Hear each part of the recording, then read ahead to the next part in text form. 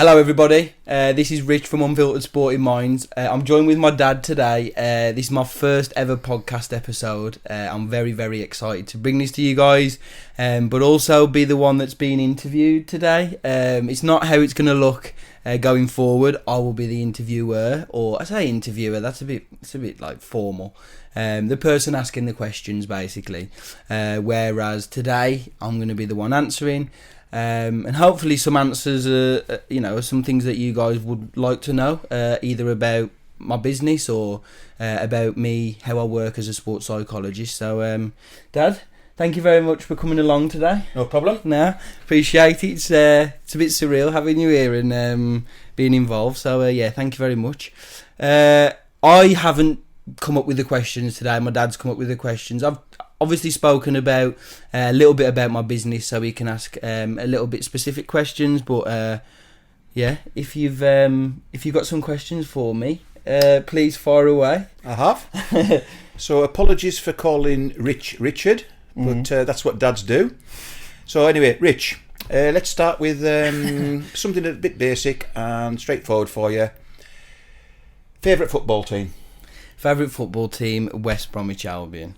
A close second is Carlisle United, and third is Bilston Town. Yeah, I think where I come from, and where you come from, is a massive part of my identity.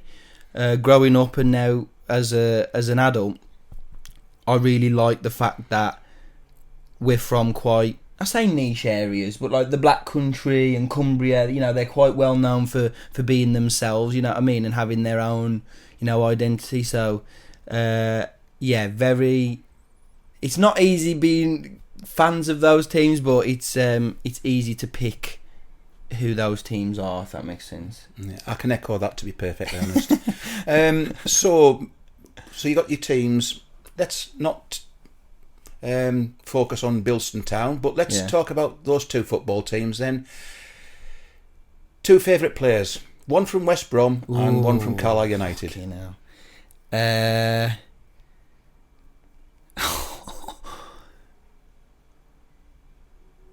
is a good question. As you can see, I was not ready. West Brom, I'm going to go for Zoltan Gira. It's got to be, hasn't it? It's got to be. Yeah, well... My first ever game at the Baggies, and he's nutted it in against Everton. Oh, unbelievable. We went with Uncle Jim, didn't we? Yeah, I took you to that one.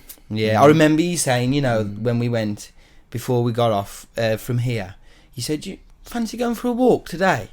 And I was thinking... Did I? 3 o'clock, 3 o'clock on a Saturday. I'm thinking, go for a walk. Oh. Bit weird, but I was like, can we take the football? And you were like, nah. And I was like, this is alarm bells now. So we walked to the tram station. Yeah, we'll just go uptown. Got on the wrong tram. I was thinking, what the fuck is going on here? I say the wrong tram because we going to Wolverhampton. We went towards Birmingham. Oh, okay. And obviously then got off at the Hawthorns. Oh, you thought you were going to Wolverhampton? Yeah, because you said we were going to town. Right, okay. So then when we got off at the Hawthorns, I was like, Dad, are we going to the game? And you were like, yeah. Uncle Jim's asked us, and yeah. And Gira scored, that's why. Caught it, and he was an unbelievable baller anyway. Yeah. But again, like in my head, he was just like the pinnacle, man, yeah. Do you remember that game or not? I do. I can't remember all the... Yeah, the talk about making it a special day for you, but yeah, I do remember going to the game. And it was at the Smithwick end, wasn't it, when he scored? I remember that now. So yeah, Zoltan Gira. I'll go with that one. Oh yeah, a more difficult one then. Nah, Carlisle United. There's a couple. There is a couple. I think Brendan McGill's up there. Carl Hawley's up there. Carl Hawley's from round here though. Is he? Yeah. How local? I think. Don't quote me. I think might have been Aldridge way. Oh, so quite. Yeah, I used to play for Walsall schoolboys. I did not know that. Yeah. A few years ago now. Carl Hawley, Anyway, sorry, go on. He's definitely up there. Carl Hawley, Brendan McGill, Michael Bridges as well. Top quality warrior. If I had to pick one though,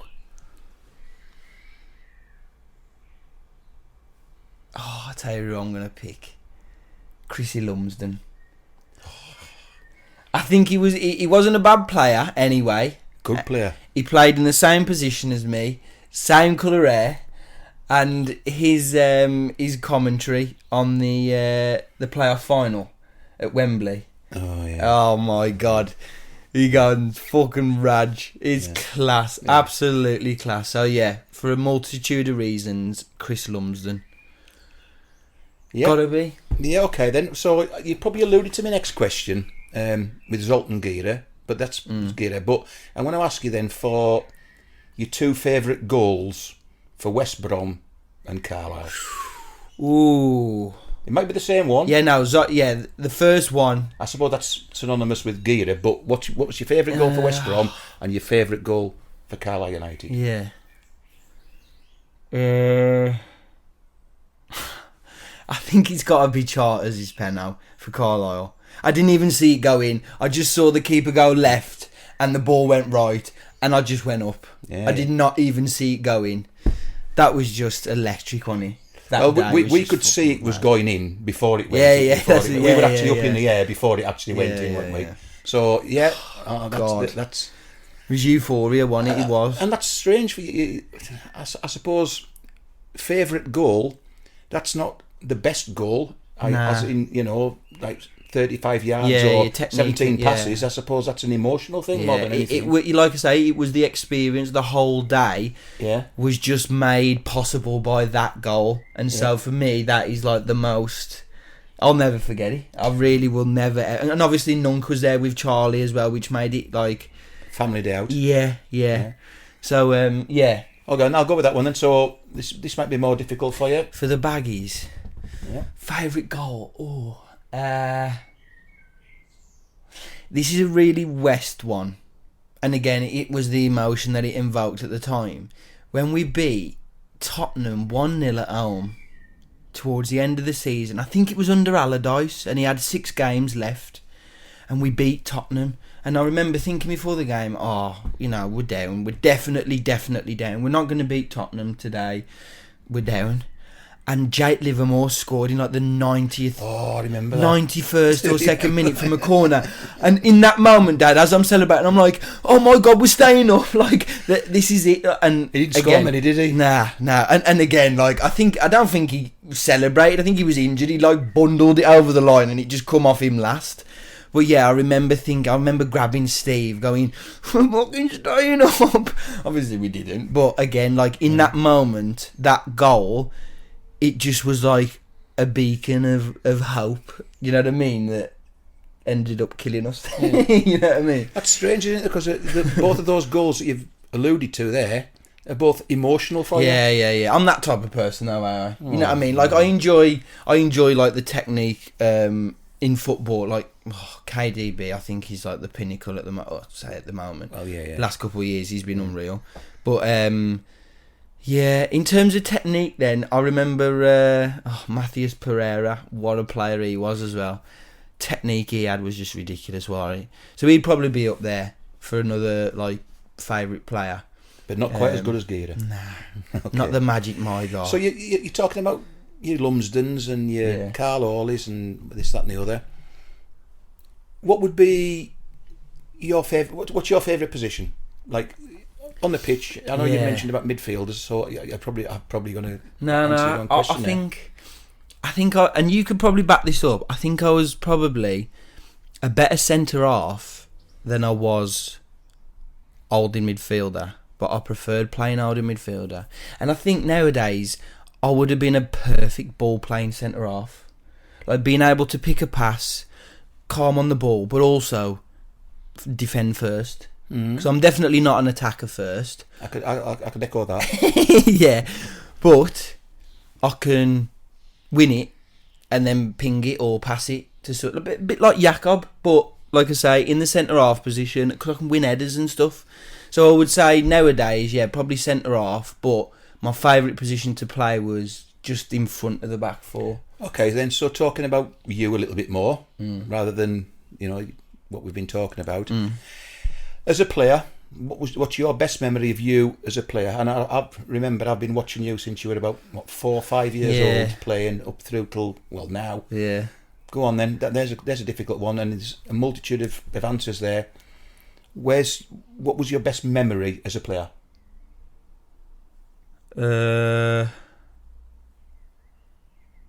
Best memory. Oh, there's a couple, man. All right.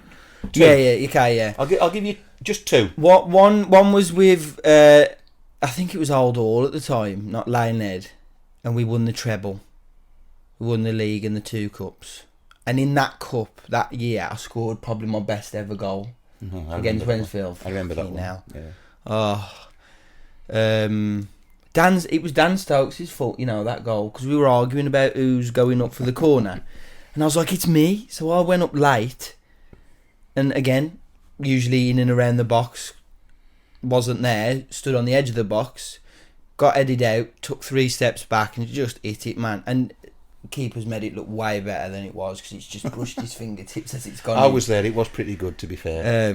But yeah, that was... it was an important time of the game as well. Yeah, and that's... Yeah, it's true. It was 2-1 and they were starting to come back because they had a good side. But yeah, that was that season with that cup was definitely for Lionhead. And then, and this is going to sound a bit daft, but... Nothing's daft. It's true. In the Staffs Cup final, that first half, so I was playing with Archer, Ash was there, I think Jacko was there, TJ. We had a fucking great side. And we're playing Stourbridge, remember? I remember, yeah. And again, I'm Stafford playing... Rangers? Yeah, playing at Stafford against Stourbridge. And again, plays older midfielder to start the game. Oh, probably my best 45 minutes of football, apart from when I got fucking body checked in front of the whole stand. He was a big fella, though. 200 people in this stand, yeah. All going, go on, right in front of the dugouts as well. I'm thinking, yeah, I'm going to try and win this. I've just bounced off these keys, haven't I? Like, it was so bad. But apart from that, goal line clearance, and an assist for the second goal. And I was just like, yeah. And this is why it's my favourite moment. We got into the changing room, 2-0 up at half time, and I remember like the feeling going, we're gonna fucking do this. Like, these are a league above us. We're in the same cup for this reason. It's gonna be a massive upset. And then I think Bryn or Paul went off. And then I had to go in centre half, which then left gaps, and then we ended 4-2. But they had all players like released from Baggies and Blues and Villa and that, so they were fit. They were a much higher level, They were deserving of it. You equipped yourself pretty good there, to be fair. Yeah, and like I say, that first 45 and in the dressing room at half time, I remember thinking, fucking, this is it, man, we're gonna do it. And again, that's very, very vivid for me. I can picture the dressing room and the massage bed. But yeah, that was 2. One at Old Hall and then one for Bilston. I think that was. So these are your thoughts, and like, obviously it's not a physical thing; it's like mentally and whatever. So, what you're doing at the moment, then, this sports psychology stuff, then how did that sort of like manifest itself? How did it start? Yeah, good question. To be fair, it started at Thomas Telford, didn't it? It started after GCSEs, did okay. So I went to Thomas Telford. No, I'll say you did well. You did well. I got A's and B's. Went to Thomas Telford and definitely wanted to do PE, maths, biology, because I wanted to be a physio and be the massager and the one that runs on the pitch. Found out you had to do biology and chemistry, so I was like, right, well, that ain't happening. So I need to just, placehold something as the 4th subject. I wanted to do Spanish, and I remember Miss Rethio at Thomas Telford. She was just like, well, you was there. She was like, you got to read newspapers, you got to watch films. I was thinking, nah, that ain't. Can I just interrupt there? Yeah. I was thinking no at the time. yeah. Well, this is what I mean. This is why I think, where the it originated from was you said, I think you'd enjoy psychology because just who I am. And so, again, I know I'm not asking the questions, but do you remember saying that? I remember being in this room with 2 or 3 other people who were being interviewed, and I was well, obviously trying to support you as much as I can. Yeah, And I was thinking, what she's offering there is probably not ideal. And I just happened to mention, I think we'd had a little conversation about it, but is that where it came from then? Is it, I think so, yeah, and that's what I mean. Like, I didn't really know much about psychology, so first couple of lessons, Carlo, were a bit shit. We were doing conformity, which is the idea in a group, you know, you assume the group's identity rather than your own identity, which again makes sense, like football hooliganism and all that. Like, it's come to fruition as I got older and got more into sport, but at the time it was just, you know, I'm definitely going to drop this. And then it just carried on getting better and better. And I remember doing memory and studying memory, like long-term, short-term, like immediate memory. And I was just like, this is class. I love this. Then ended up staying with psych, maths and PE and dropping biology, which I just didn't think I was going to do. Yeah, and so off the back of that, went to uni and did something again that I just enjoyed. Taking your and mum's advice. Obviously, I've grown up around sport. You played a really good standard. Mum obviously competed at a really good standard, so it just made sense. Something I was enjoying along with sport. 'Cause again, played football decent standard, so just putting them two together for an undergrad, and then it was COVID, and I thought there's never going to be a better time to do a masters. So I did that online, and then it was do you want to carry on and get to the end of, you know, this pathway, or do you want to veer off and either go and do physio or coaching? Or I was really looking, I don't know if I've told you this as well, I was really looking at like analysis, you know, when they go, and let's just stop it there, you know, and they got the big screen and that, and you know on M&F and that, and so yeah, I took an interest. Like, I did a lot of research on like what it took to be like a performance analyst. Because again, I was thinking from a psych background, you can influence people's behaviour off the data stuff. But I just enjoyed the fluffy, the grey, the counselling stuff more than the rest. So, yeah, just decided at that point, I'm gonna commit. So it was on a bit of a whim, really, that yeah, started. to be fair. And again, like I always say to people, if you enjoy something and you're able to do it, because I did that and it's not led me wrong. You know what I mean? And then I had a choice whether you go down different pathways to become a sports psych. I feel like I've chosen the hardest one and the longest one. Well, if it's what you like. But yeah, I wouldn't change it for sure. And like I say, for me, it originated at Thomas Telford. Like I say, maybe with yourself being like, I think you'll enjoy that. Yeah. So moving on from there then, so what's your approach now towards sports psychology? I still use like cognitive science, like memory. So if I start to say to you a list of things, after about 9 things, you'll start to like forget them. So when I'm working with people and we're doing pre-shot routines, I try to include way less than 9 things because they're going to start forgetting. So we do about 3 or 4. So I like to still use the scientific stuff and like the rules or the parameters of the brain and the mind. So if I say like bend my thumb back more than that, like I can't, that's a rule of my body. Same with like my brain or the mind. There's rules of the mind, and if you understand those, you then use those within sport. So the way in which they've manifested for me is using CBT, cognitive behavioural therapy. Thank you for that. Yeah. Yeah.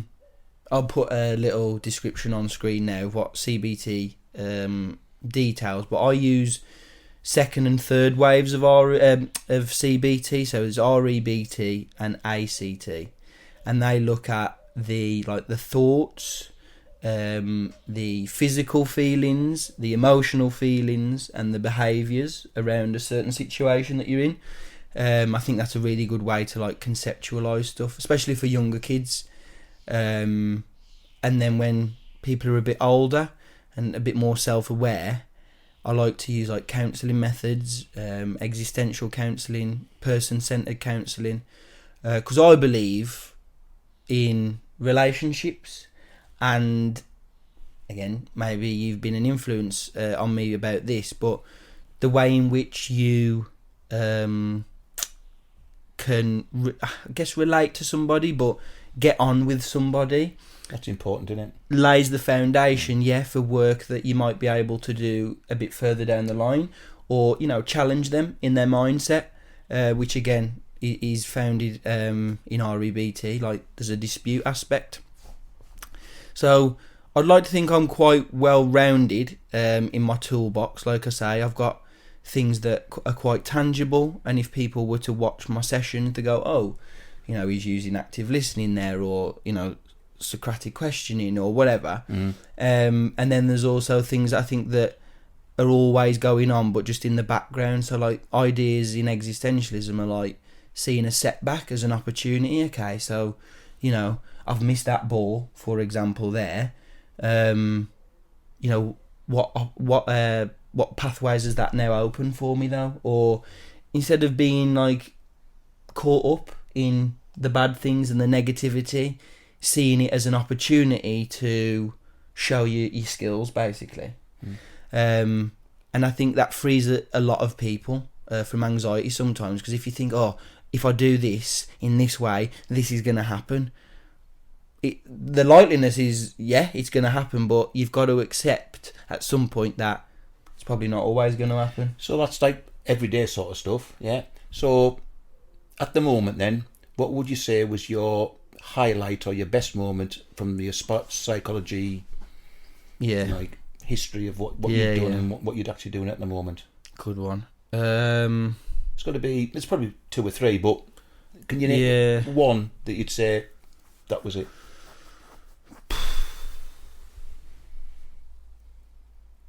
Yeah, there was one person who I did some work with, who I believe I assisted on their journey.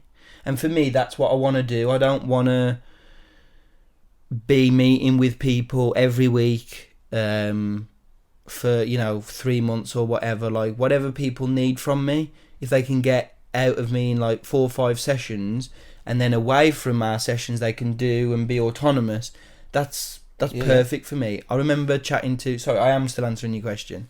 I remember chatting to Ken Hodge, who's my former supervisor, Dr. David Todd. He was his supervisor, and he said his goal for his practice was to teach himself out of the job. So the clients don't need themselves anymore. Oh, sorry, the clients can do it themselves and they don't need me anymore. Yeah. And that's always resonated with me, because I'm very much like that. Like, if I go and seek some advice, or I want to then go and be able to conceptualise it in my own way and do it without them. Working your way out of a job. Yeah. Crazy. And so I think I managed to do that with this person who, in their respective field or respective sport, was looking to make the step from being semi-professional and not being paid to play and to practice, to becoming a professional and being, sponsored to play, to practice. Excuse me. And we did some work. We went through, like I say, a couple of different approaches out the toolbox, and arrived with some, again, stuff that they do in their competing now, and they made that step, and I think they're still in that space as a professional and getting paid to do what they love. And I think that for me is the most hard hitting one, because I know it affected their life. Like I say, that they were able to take less time at work because they were getting paid and being reimbursed. So yes, I helped them sporting in that sense, but I also helped them personal in that sense, that again, I hope I'm not speaking out of term here, but the last time we spoke, that they were happy with where they were in terms of their sport, and again, working less, and again, being a professional. Well, from a financial point of view as well. Well, yeah, and that's what, and it was exposure as well. Yeah. And again, hopefully they've continued to get better, because from where we started our work, they were well outside the professional rankings, and now they're well within those rankings. So Good. again, not to say I am solely responsible, but it was nice. So to they be were part already of on their journey. You just assisted. Yeah, for getting them sure. there Hopefully, that's how I see yeah. my work. Yeah. I could say that I was solely responsible. You know, they weren't professional before me, and they were after. So you know, what's the common denominator? I hear it, but again, that's not how I like to view that situation. Yeah. So talking on journeys, you're still on your journey a little bit, aren't you? So get out. So what's probably the hardest part of becoming that doctorate of sports psychology? Because it is a journey. Yeah. A long journey. Yeah, fucking massive one. You know what? I think that there, being on a journey, has been the most difficult thing for me, because like I've alluded to, GCSEs led into A-levels led into uni, or you know, undergrad was masters, and then from there it's been a long time for stuff to, like, in my head, change or progress. Whereas before, every like 3 years there was something else. You know what I mean? Yeah. Whereas now I'm getting up to that 3 years and nothing's changed in that respect. Like on paper, yes, I've, you know, got experience and etc. But like, there's nothing, and I'm not used to that. And so for me, the hardest thing has been accepting things that I can't change or I have no control over. Because usually I like to do what I can, and I'm not saying that I'm not doing what I can at the moment, but someone said to me the other day, the job that you'll end up with after you qualify is not even advertised yet. Mm-hmm.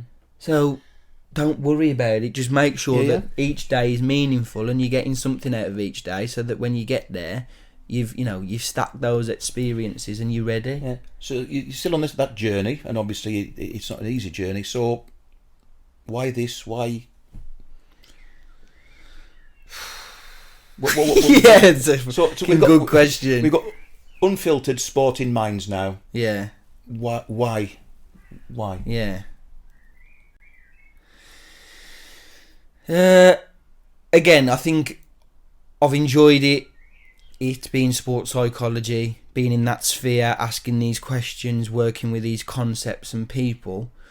Again, I've just done it, or will do it to the furthest point that I can, in order to make it my everyday, my job.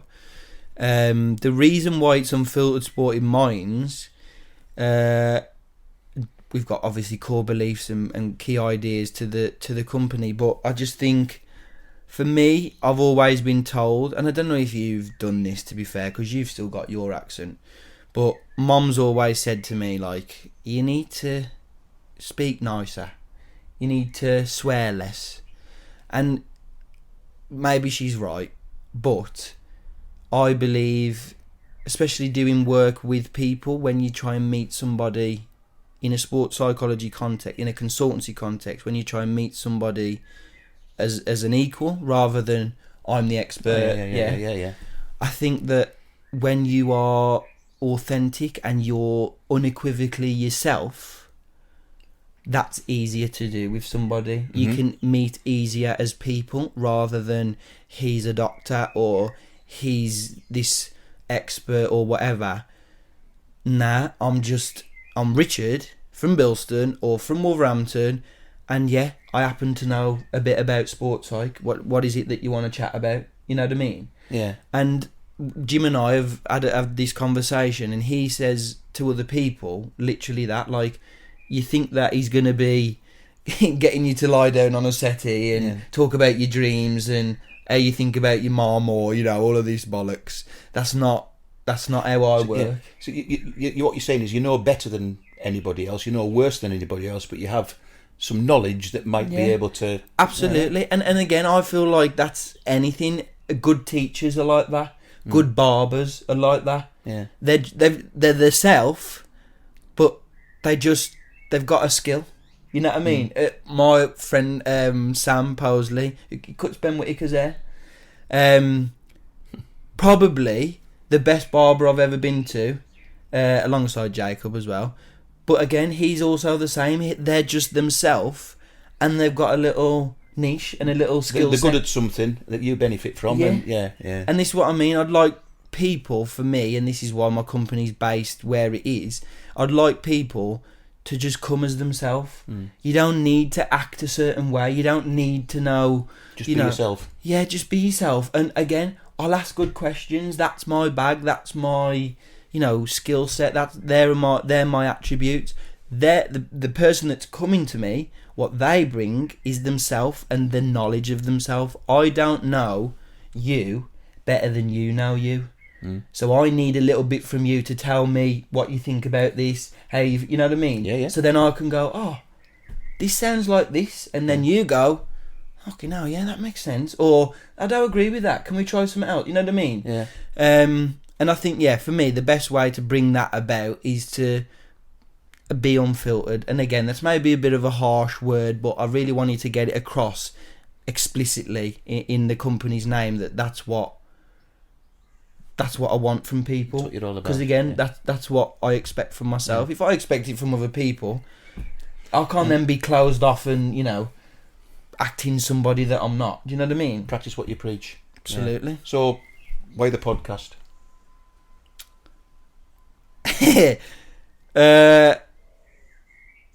Maybe just, again, a bit of an extension of that. Like, okay. I'm quite nosy, as you might know. What was my favourite letter as a kid? Letter? Yeah. As in alphabet letter? Yeah. Why? Yeah. Wow. Your mum used to just say Z after. I just used to go, why? Why is that there? Why? Why is he dressed in black, Dad? Well, because he's the ref. It's why? Not a bad best letter. Well, yeah, no, it's not. A healthy mind is an inquisitive mind. Yeah. I believe. Where's that from now? I think a portrait said it on it. Remember when I used to play Harry Potter?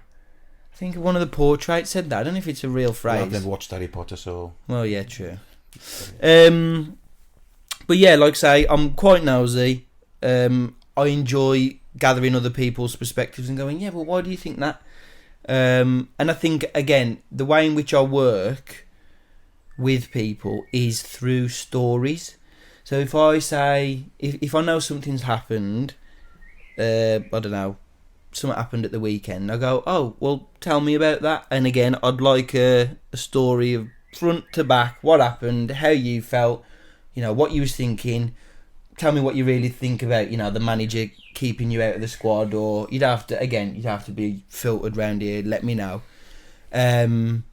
And so I think stories encapsulate more than what is actually said. You can tell what people are thinking and feeling off the back of a story, and you can tell emotion.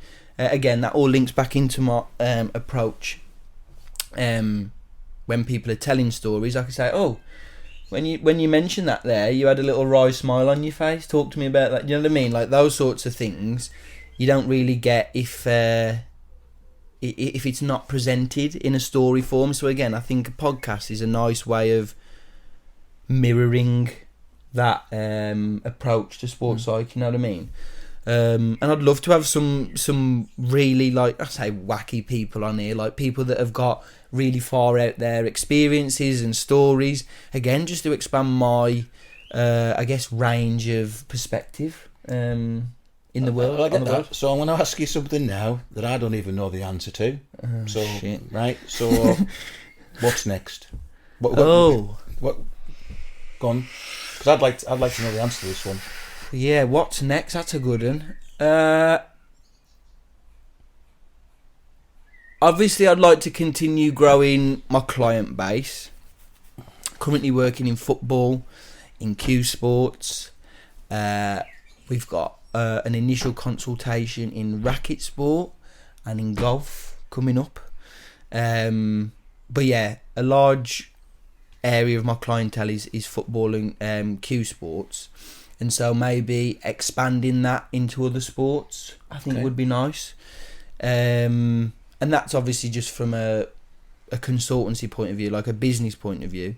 Maybe from a more of a professional, an occupational standpoint. Obviously, I'm working at Warsaw. Mm-hmm. Football club. With Warsaw in the academy with Sabrina. Hi, Sabrina. And I'm really enjoying the work there. We've got some really good plans, I can't lie, for the academy next season. So yeah, carrying on the work there. Obviously, I'm working with Jimmy Croxton. So we've got some projects that are going to be rolled out over the next month or two, hopefully, which requires some USM input. And then working with Harbinger Football. Hello, James. And working with some of the lads there to create an environment that... So I don't know if you know this or knew, but 40% of lads, I think are bankrupt after they finish playing, and 50% of lads have mental health issues. And so James's vision for his agency aims to combat those two statistics. Yeah. So James has been really successful in running his own businesses. I think he's got a couple charities as well. So he will be assisting lads that sign with the agency through that. And then I will obviously be providing some support from the psychological aspect. So yeah, like there's a couple of projects that I'm really passionate about, and again, like I haven't had to, sacrifice the way in which I work and my values to partner with these people, which I really, really value. And it's something that I would definitely recommend to other sports psychologists, is the people that you work with or the environments in which you work in, make sure they are like congruent with who you are as a person, but also as a practitioner. Because going to work every day, I don't know if you experience this, but going to work every day where you're not valued, you don't like the people there, it's just not nice. And like I say, to be working with people that share a vision, share the same values and view on mental health and you know, nice, psychology. Yeah, it's good. It's really nice. Positive. But the other thing that I've been thinking about recently is full-time work, working within an academy or working within a first team. I think that logically, is the next step, whether that's before or after the doctorate's finished. I've been very close, as you know, to a couple of roles recently. Really, really good roles as well. Really respectable, reputable clubs. In different disciplines, I guess. Player care and psychology, head of sports psych. But if those opportunities arise, I will obviously, continue to go for them. But just to be in the conversation as a trainee has been quite empowering, and I'm definitely going in the right direction. So yeah, hopefully by the end of the year or early next year, when I'm a doctor, those roles will be hopefully more positive in their outcome. You know what I mean? Right. So that's where we are at the moment. That's up to next. Yeah, we're up to speed. Yeah. Well, I'd like to wish you all the best. Thank you. Your chosen domain and whatever. Been very informative. I've learned quite a little bit about my son that I didn't know about. Nice. So I've enjoyed that. Good. And hope everybody else has enjoyed it as well. Yeah, no, appreciate it. All right then. No, thanks, Dad. All right then. Take care, son. Thank you very much. Love you. Love that, Dad.